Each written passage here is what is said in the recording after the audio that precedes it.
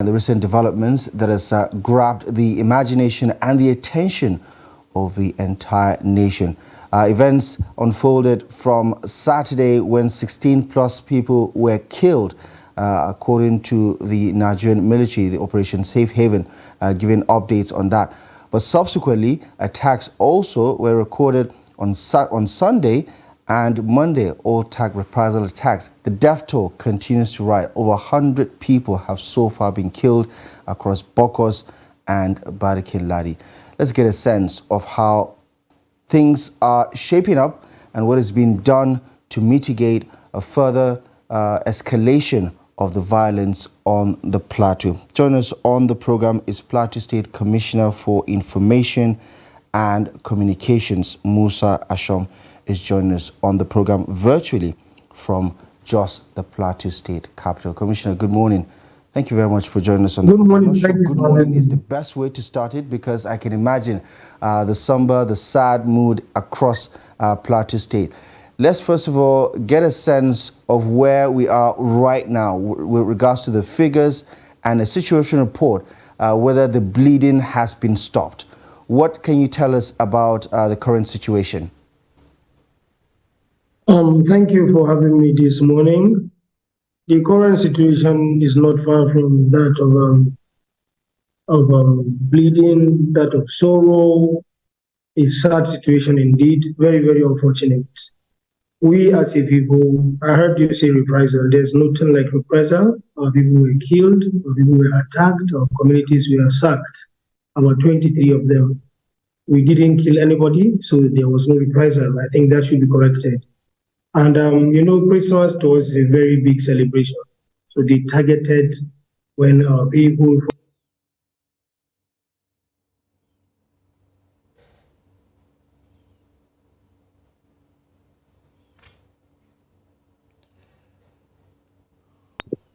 Yeah. From one village to another. If you can hear me, we just... So it is not a reprisal. Go ahead. We can hear you now. So it is not a reprisal attack in any way. And as of yesterday, we had recorded over 146 people who have died. And you could see children that are 3 months, 8 months, elderly persons that are in their 80s were sliced by this daredevil ragtag alley. And it would interest you to know that they didn't spare anybody. Anything that had life was taken. And when they came, they were chanting. Because I engaged the people yesterday, we went for on-the-spot assessment. We were there with the secretary to the government of the state, the chief of staff, the commissioner of health, the commissioner of secondary education, and the commissioner of works. And the people told us that these people came in their numbers and they were chanting Allah Akbar, and they were shooting them and they were slicing them. In one situation in Bokkos local government, a man who just left Jos not long ago because he had a fractured leg, he couldn't escape. They sliced his throat, but he used his hand to block it. So he has a cut in his hand and cut on his throat. So you begin to ask, what is this? When you slice people, majority of them have slices on their head, whether they are women, whether they are children, whether they are old women, they didn't give a heck. They were just out to make sure that they wipe these communities. So it is not a reprisal, it is genocidal, it is annihilation, it is ethnic cleansing, it is land grabbing, it is criminal. And if this thing continues to fester, these people will they always have a field day, they regroup and return. This is not something that is new. It has been happening year in, year out. It has been happening since 2001. So it's not fair. I think our people are even asking questions. If you allow us to face these people face to face, they cannot kill us like this. But once we are law-abiding, we should be protected. Once they break the law, they should be prosecuted. If this happens, you have a smooth environment, a clean environment, an environment that is peaceful, where everybody coexist. Right. But when people come, they kill and they get away with it, you begin to ask a lot of questions. If I may, Honorable Commissioner, I'd like to understand what the situations in these places are. You rightly admitted that this is a crisis that has been there for over 2 decades. And the patterns are also very obvious, that around festive period, whether it is the Christian celebration or Muslim, we see things like this. And that presupposes that we should have been prepared for eventualities. I'm struggling to wrap my head around how this attack would have gone on in 22 communities, spanning over 72 hours, and we seem not to have had any kind of military response. Was it a case of a complete absence of military authorities around the entire landscape of Bokkos and Barkin Ladi local government? What exactly happened? And the distress call that the army seemed to have responded to, about 32 or 36 of them they claimed. Were there no distress calls to the governor? What kind of escalation happened, we know, within the precincts of governance to suggest that they were not getting support? You know, it's baffling when people try to blame governors in Nigeria when there's a crisis like this. If you know the makeup of the Nigerian state, you know that the governor does not command any military. Even the controller, or what you call a state director or controller of civil defense or commandant or commissioner of police, when you call them, they must get their direction from above. Their instructions come from above. All you need to do is to give them information. And if you know how the security of this country works, there are SSS personnel in each local government that give back reports. All you need to do is to just give them information. What to do is left in their hands. Let me be honest with you, if not for the military, these people wanted to clean a lot of people. They wanted to set a new record in their barbarism. They wanted to set a new record in their killings. If not for the military intervention, we would have escalated and would have more than this. Because here you are with people who had no guns, people who are peaceful, people who are preparing to celebrate Christmas, people whose focus is just to have a good time with their families, which is a reunion season. And again, people will just come into 23 villages, I didn't even say 22. And it was with military precision. You know, it is just, the aim is just to take lives, to take lands and all of that. And you can see in some videos, those that survived are trying to pack up their goods and leave the environment. It is pathetic, it is satanic. And if it continues this way, I don't know whether there's going to be Nigeria, because Plateau is an integral part of Nigeria. It needs the protection of the state, because that is the number one responsibility of government. And that is why we are calling for state police, if it is possible, because our men are gallant. We cannot be killed like chicken all the time. We cannot be counting our losses all the time. And there are people asking, if you allow us to face these people, they cannot kill us. We are just trying to be law-abiding.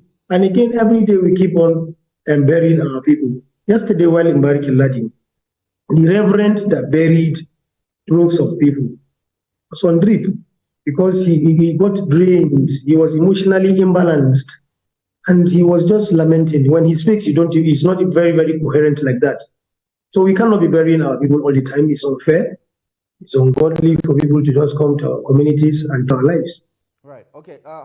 Commissioner, let's talk about the narrative, because your principal, the governor, while speaking on national television, alluded to a security fact that he said is well known. He said these terrorists, or however he categorized them, have been occupying schools in those areas for the past 5 years.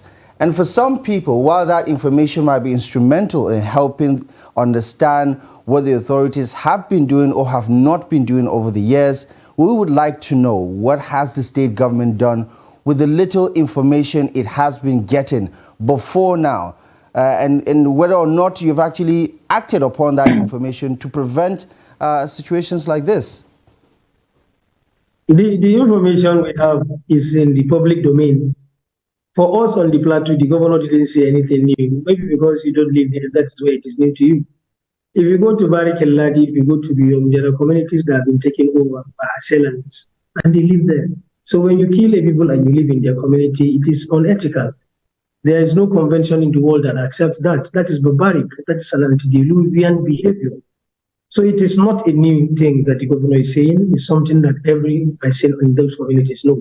You can send your trust reporter, if he has the nerves to enter those communities. He will bring out the same report. The media has a lot of work to do in this regard. It's just that we cannot use state power to take them away. We're a democratic government. All we need to do is to give intelligence, to give information, and we've given. The next step is not ours to take. But we can support with logistics. You know, we do not have a state police, we do not have a state army, we do not have command over any military outfits. So if you go to these places, you understand that the weather is very, very clement. You realize that their land is very, very fertile. You will know that these are the farming communities of Plateau State. We have rocky areas on the plateau. You don't hear about these things happening to them. But when you go to this environment, there is lushy, there is green, there is fertile, people want to take over, and it's not something that started today, like I told you. And if it is not stopped today, it will continue tomorrow. Okay, yeah, Honorable Commissioner, there are questions that continue to agitate the minds of Nigerians. As we have said, these people are there, as the governor claims, so it's not like it's an attack where you're coming from some strange community, as we used to hear, carry out an attack and disappear. But there have also been accusations from the other side of the divide, and it is only fair that we bring them up. That there are claims from the headers also that they were first attacked.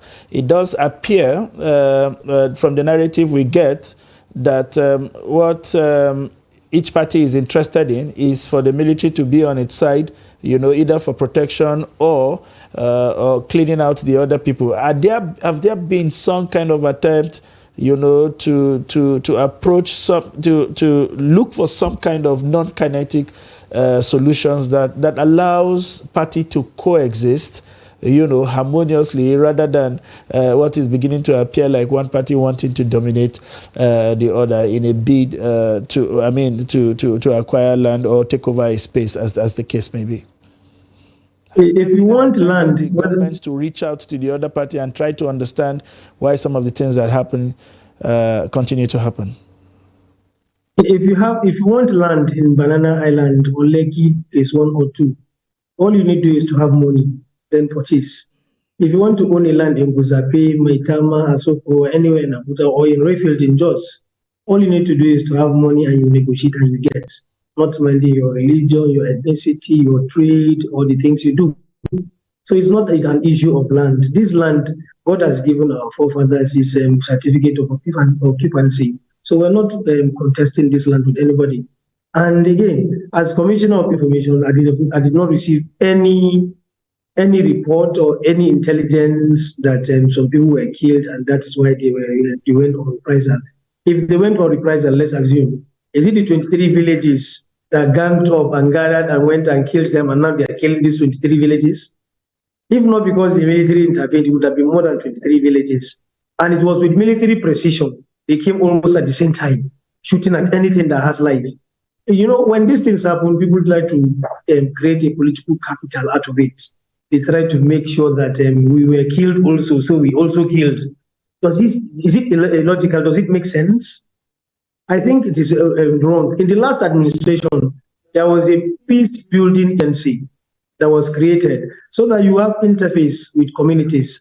In our case, we're not worrying. We're not fighting anybody. We get killed. So sometimes when you say we should negotiate what? Our land or our lives? Because nobody has said, okay, this is the reason why they are killing us. Except when after killing us, people take over our land. Then it tells you that it is land grabbing naturally. Okay. And especially that they know that these are festive seasons. And you know, we've advertised that Plateau is becoming peaceful. It's like they're not comfortable with that narrative. So whenever things are going well, some people sit down to say, let's bring chaos, let's antagonize them. And they come and they kill people. And when they kill and get away, it's just like business. If it gives you profit, you reinvest.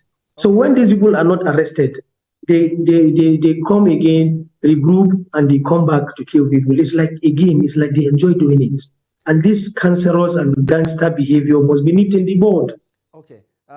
Honorable, I get the sense that, you know, from your perspective, it's a clear-cut, simple issue. There's one aggressor and there's one victim. But over the years, we've come to understand that, you know, there are complexities to this particular situation. But sticking with what the government is doing, I want to take you up on that particular point that you just raised, the peace-building initiative of the Lalong administration, which has had some significant outcomes by perhaps normalizing relations, not completely taking out the violent conflicts, because everybody has victims that they can show as a result of the ongoing clashes in all the flashpoints across Plateau State. But we've seen an escalation, a scaling up of some of these attacks over the past 6 months, and that's when your principal took charge of Plateau State. There is a suggestion that you have completely ignored all the efforts that the Lalong administration has put in place to maintain some of those peaceful negotiations that have been reached or efforts that have been made, and going at it in a new direction, which does not seem to be working well for the people on the plateau. How do you respond to that? That is erroneous. That is misleading. You know, even when we had the peace building agency, when you have a meeting today with all the factions or the groups that you call, the next day people get killed. So it's like the Jojo thing is not their thing. They prefer the war thing. And as a peace-loving people, we cannot take arms against the state. That will be insurrection. I will not inspire our people to take up arms against any other person, because everybody has the right to live anywhere they want in this country. But it must be done with the consent of the indigenous people. You cannot just come and take people's land. Even in those communities, there are families that have large chunk of lands. There are those that do not have. Those that do not have sometimes purchase from those who have. So when you say we jettisoned the agenda of the law administration, that is not a fact. In fact, we have adopted other means of uniting our people. It will interest you to know that we do not segregate on the plateau. Plateau men and Christians, majority. We have Muslims, we have African traditional religion. We have people that do not even adhere to these religions that I've spoken to you about. So we didn't create people, so we cannot determine what they become. We cannot determine how they serve God. We cannot determine how they interact with their creator. But as a state, we cannot vote and do things that will promote the peace and peaceful coexistence of our people. And that's what we've been doing from day one. When you said in the last 6 months, even before the governor took over office, there were attacks in his own local government of Mangu, and it was not usual. Mangu has always been peaceful, so they've added Mangu to the number of LGAs that have faced this annihilation. And you begin to ask, what is the reason behind this? Because our son have won governorship election, then you are attacking us. What are you trying to show? What are you trying to display? What force are you trying to show us you have? And like I said, 2 days ago, to inspire the military, we had a luncheon with them. On that same day, they were attacking Bokkos. It's like sometimes they like a narrative that is wrong for us.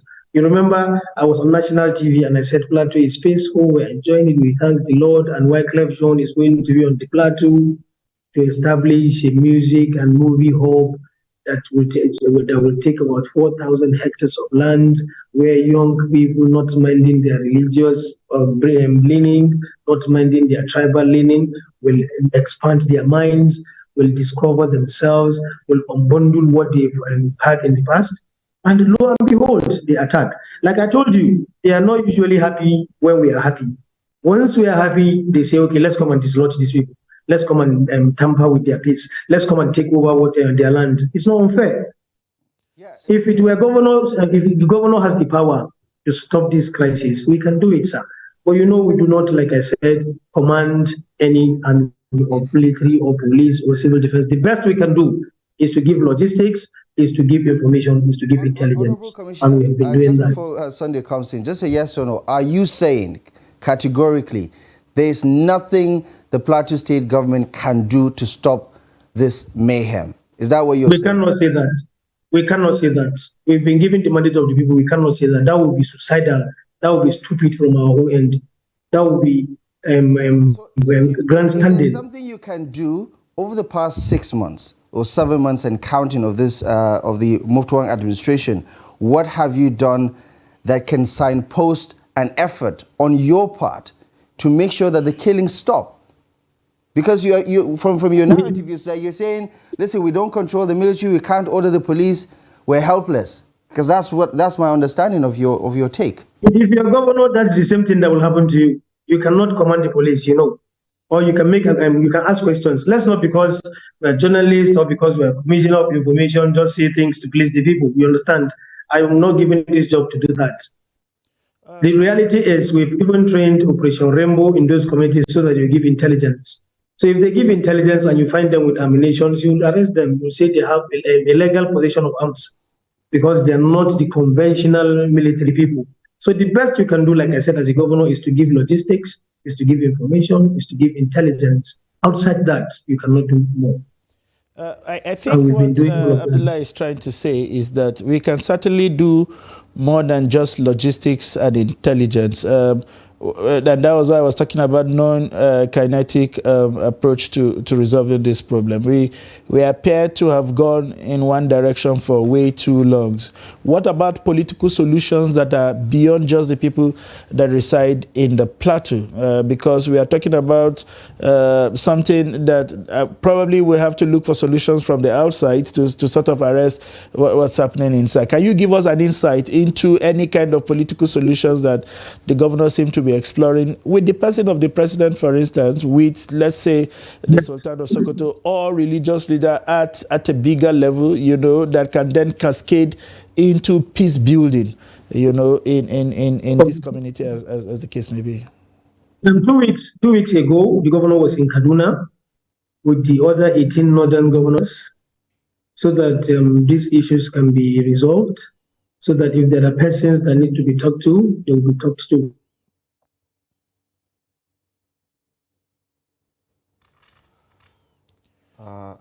We seem to have some technical difficulties there with the Honorable Commissioner of Information from Plateau State.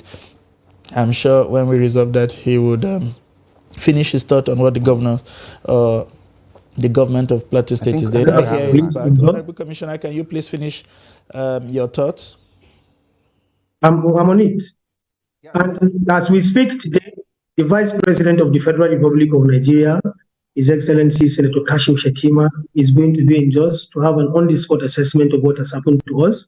So the governor has reached out. You know, it's not everything that you say in the public. There are things, some out of experience speak, some out of experience do not speak.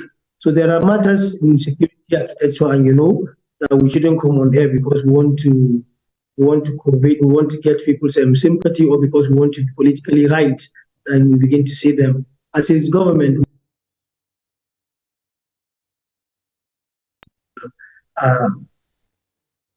condition that they can have, because like I think the audio is gone again, Commissioner. Right, I think your mic is on mute.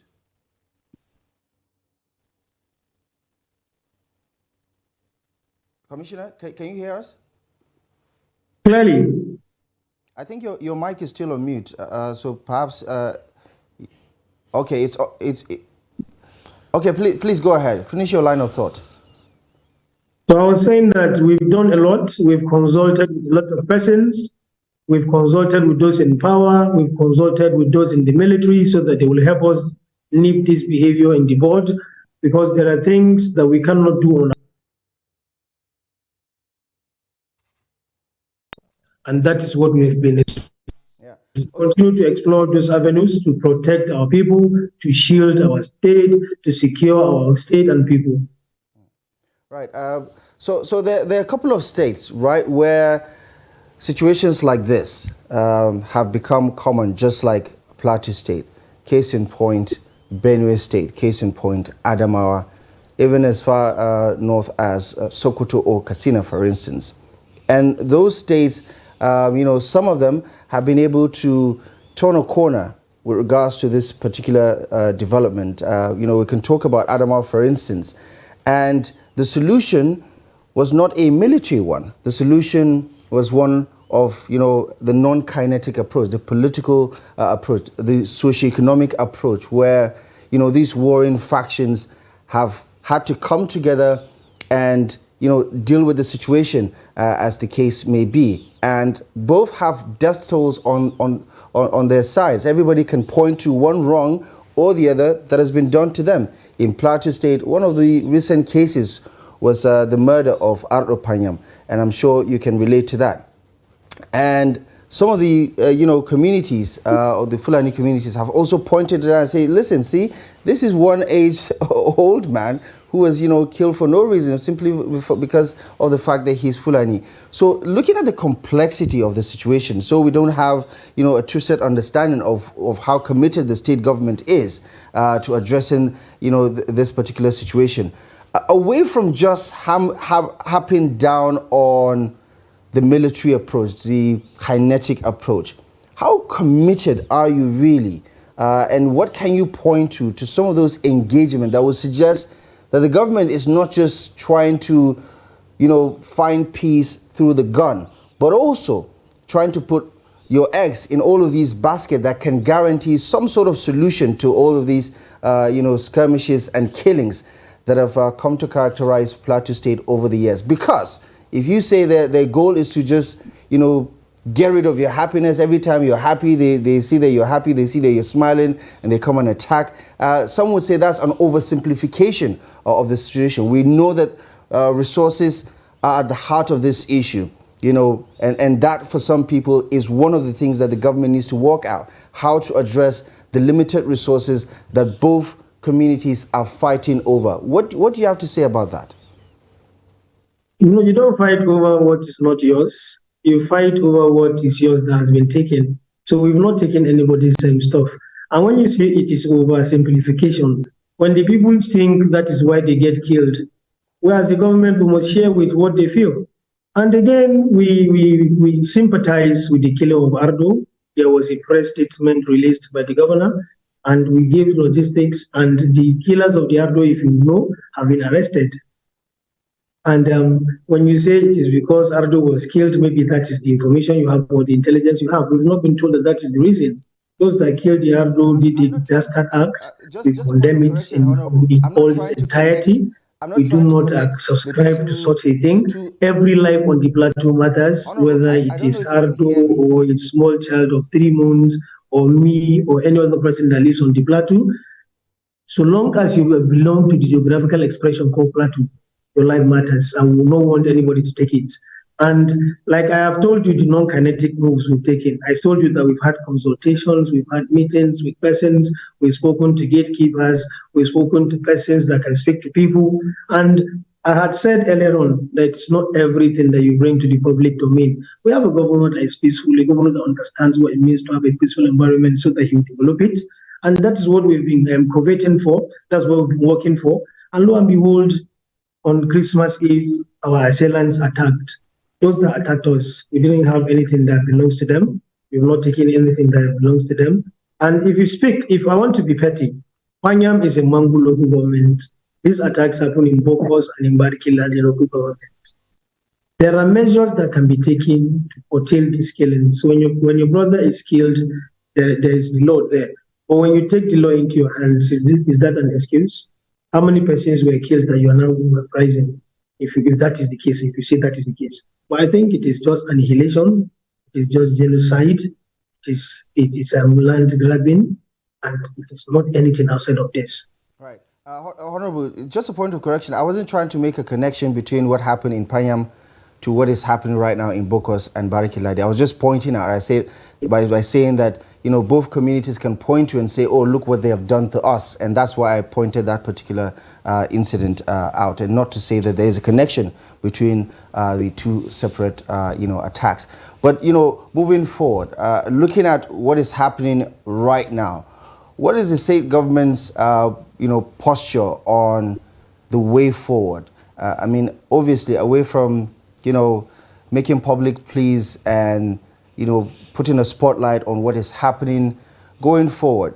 What can the people on the plateau expect from their government as part of a proactive measure? Because the criticism has come the way of your principal by saying, listen, most Nigerians didn't know about the 5 years occupation of some of these schools until this happened.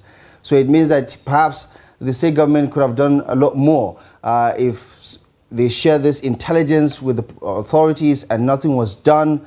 They could have, come to the public and say, listen, this is the keg of gunpowder that we're sitting on, and should something happen, we're trying to draw the attention of the public that, this is the information that we have, not after the fact. So what can the people realistically expect from their government going forward as part of a proactive measure to forestall further occurrences of events like this? Today is the 27th of December 2023, and we took over power or governance on the 29th of May 2023. So it tells you that we're less than 7 months in power, 8 months. When we give references to 5 years, it means somebody was in charge. You never heard from the last government. But because we want to have a solution, a permanent one to it, that's why we're drawing the attention of the world. And, when there is peace, you cannot be shouting about lack of it. It is when there is no peace that you begin to say, okay, these are likely the issues.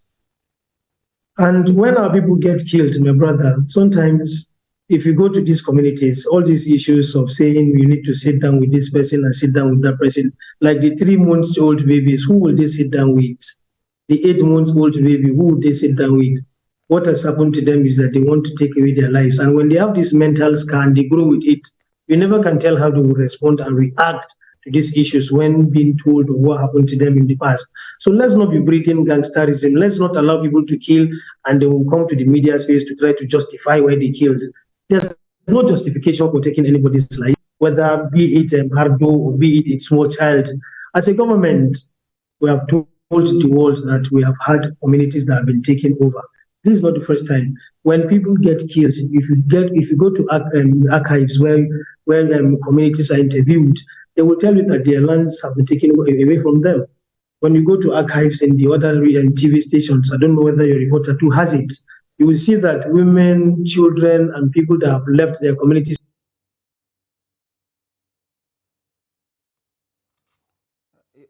Your mic is off again, Commissioner. All right, we seem to be having an on and off with the Honorable Commissioner. Can you hear me, Commissioner? Yes, it's people from our communities that have been killed that kept calling us to give us information. That's why it is interfering with the interview. Oh, okay. We understand what difficult situation you are in, especially at a time like this. Just before we let you go, I'm sure our viewers would like to get updates on from you concerning those who have been displaced. We've talked so much about the departed, and God's rest their soul, but some reports put it at between 6,000 and 10,000 persons that have been displaced as a result of this crisis who now require shelter or some kind of temporary camp. Can you bring us to speed with regards to what the state government is doing to provide momentary comfort or shelter, as the case may be, especially given this season where the plains are actually very cold? Yeah, in our state, people hardly sit at the internally displaced in camps. They feel it's demeaning, and we always stand in for our brothers and sisters. Sometimes because the houses they occupy, they cannot get food because they are overstretching the families accommodating them. They can come to the IDP center or any center that is given to them, so they feed themselves and get the goodies that comes from government before going back to those homes. And like yesterday in Barkin, Ladi, the Regional Church Council of the Church of Christ in Nations is boosting some of them. And we were there with NEMA and SEMA, with the state government, and we've taken note of all the things that they are missing, and we need to come in and save the situation before it escalates. Like you said, our weather is very, very cold in this season.